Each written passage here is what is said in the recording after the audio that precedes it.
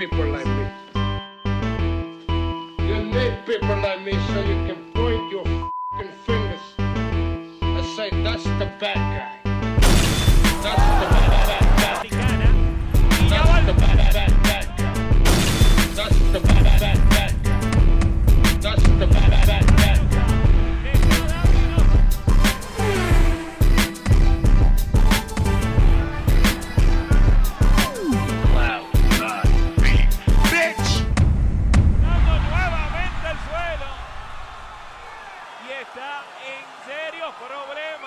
De la noche, Stephanie Piñeiro.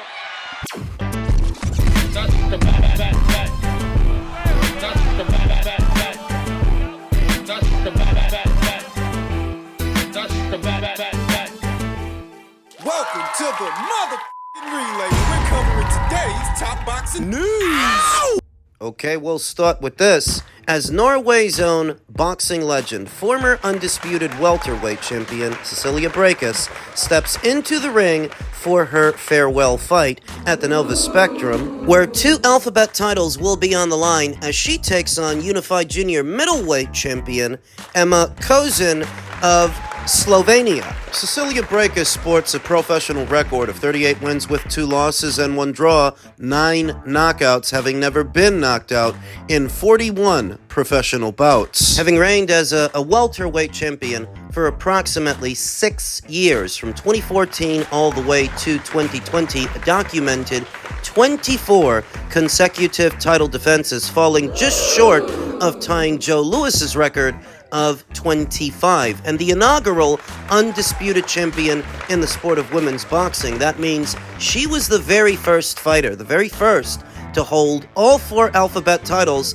at the same time. First of her kind. Now competing as a junior middleweight in the twilight years of her career, now competing against unified champion Emma Kosen, who sports a professional record, 24 wins with 1 loss, 1 draw, 12 knockouts, having never been knocked out in 26 professional bouts. Her lone defeat came at the hands of Clarissa Shields some years ago. Some years later, she is a unified champion in the junior middleweight division, and Cecilia will attempt to unseat her. Noticeable disparity in the fighters' ages. Cecilia Brkhus is 44 years old to Emma Kosen, who's 26. That's approximately an 18-year difference between the 2 fighters.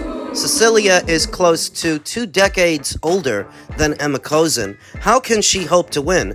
The saving grace for Cecilia is that she is a lot more experienced than Emma Kosen as a fighter, and at a high level. She has more experience than Emma, and she's been more active than Emma. The night of the fight, it will have been close to 2 years since Emma Kosen's last fight back in November of 2023. This fight is taking place in October of this year, just 1 month short of a 2-year span. Even though Emma is a lot younger than Cecilia, she will have significant ring rust she has to shake off, and she's going to be the away fighter. This fight is taking place in Norway, in Cecilia Brkhus' neck of the woods. Cecilia Brkhus, who last saw action in August of last year opposite the ring Marisela Cornejo. It's the only fight that she had last year, but it's still more than what we saw from Emma Kosen. Cecilia has been averaging 1 fight a year for the last 3 going on 4 years. 1 fight in 2022, 1 fight in 2023,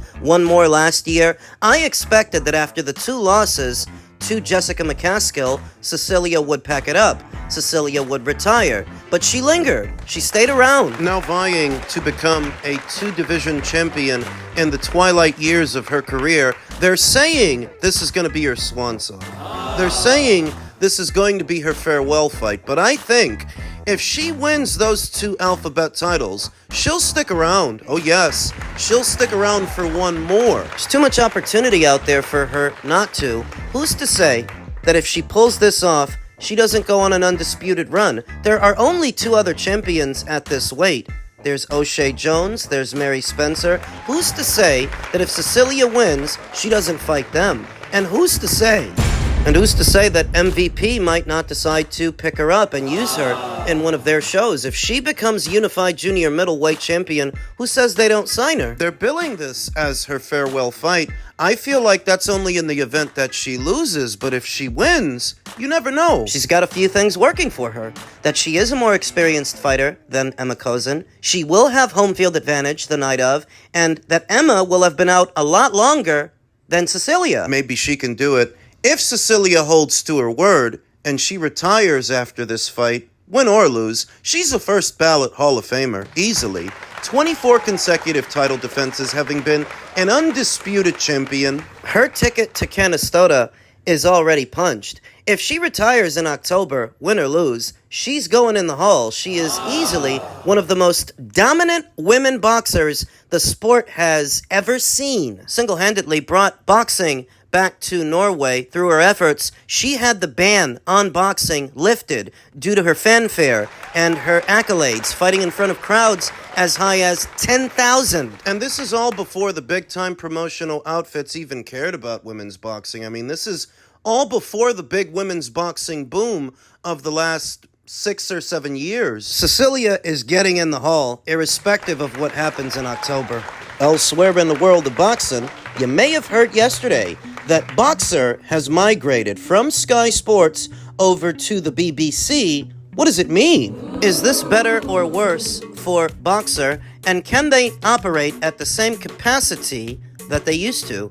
BOXXER has inked a broadcast deal with the BBC, raising serious question marks over its future. The news follows on the back end of Ben Shalom and BOXXER's 4-year deal with Sky Sports coming to an end. This was also after their NBC Universal Peacock deal ended this year, raising doubts over the promotion. The new deal will see the BBC showing fights later this year on BBC 2 or 3, iPlayer, and the BBC Sport website. Full details of the first fight, undercard, and BBC Sport presenting team will be announced in the coming weeks. Selected undercard fights, features, and behind-the-scenes content will also be available across BBC iPlayer. So does this mean no more Laura Woods? No more Johnny Nelson? It's my understanding that BBC in the United Kingdom is a well-known broadcaster, but that doesn't necessarily mean they're making the same investment in boxing that Sky Sports was making. That moving forward, BOXXER could be operating at a reduced capacity, even though this is a big network. And a byproduct of that is they could start losing fighters. The news of BOXXER's new deal presents a significant step down from the lucrative position they held with Sky Sports. Sky's pay-per-view model and established reputation meant bigger budgets and more opportunities for major events. Fighters could earn substantial purses and gain immense exposure. Moving to a public broadcaster like BBC, which operates on a free-to-air model, dramatically changes the financial landscape. Without the revenue generated from pay-per-view, the potential for massive purses is reduced. Not that BOXXER was doing all that many pay-per-views to begin with. I mean, outside of the Khan versus Brook fight, I think that was the most successful pay-per-view they did. BOXXER didn't do that many pay-per-views on Sky, mostly because they didn't have the bodies, and they still don't now.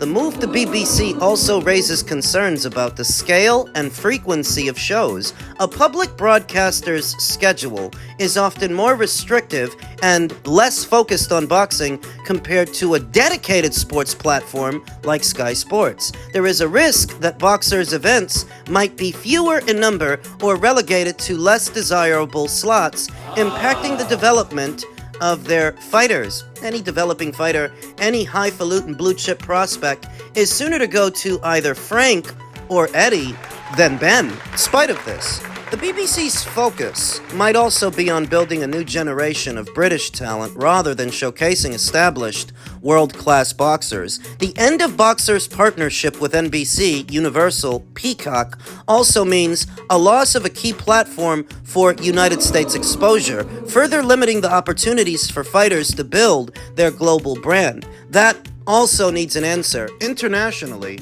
How are you even supposed to watch a boxer show? Theoretically, DAZN could fill that void. That if you're in America, maybe DAZN can work something out with BOXXER to where they show those shows in America, and, BOXXER gets a little something for that. A little something from DAZN. To fortify their operational budget, I feel like that would be ideal, not just for the consumer, the boxing fans, but for Ben Shalom and BOXXER as well, because on DAZN, those are sports fans. That's what they're there for. They're there for sports. They're not there for dramas or sitcoms or any other kind of programming. You know that if you were to work something out with DAZN to show your fights internationally, you will get that international exposure. That would be ideal for Ben Shalom.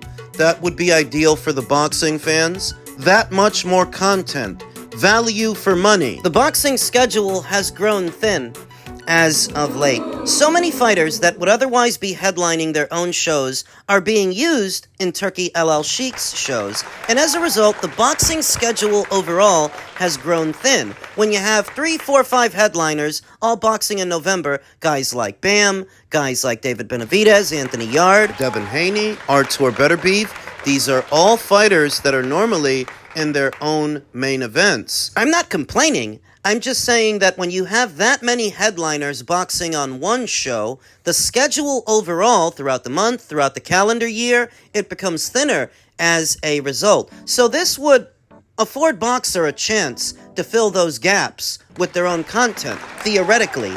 If they were to work something out with a DAZN to show their fights internationally, that could help to fill that void. Ultimately, this new broadcast deal creates a sense of uncertainty and instability for BOXXER's stable of fighters. Fighters may be questioning their future with a promoter that has now lost 2 major broadcast partners in a single calendar year. I remember it was the great Boxing Beats and Rhymes who said that, some of those fighters that have been on BOXXER, a part of their contracts was that they would box on Sky, and if they're no longer boxing on Sky, that might, in effect, void their contracts, as BOXXER can't honor them. Something to think about. They might start losing fighters.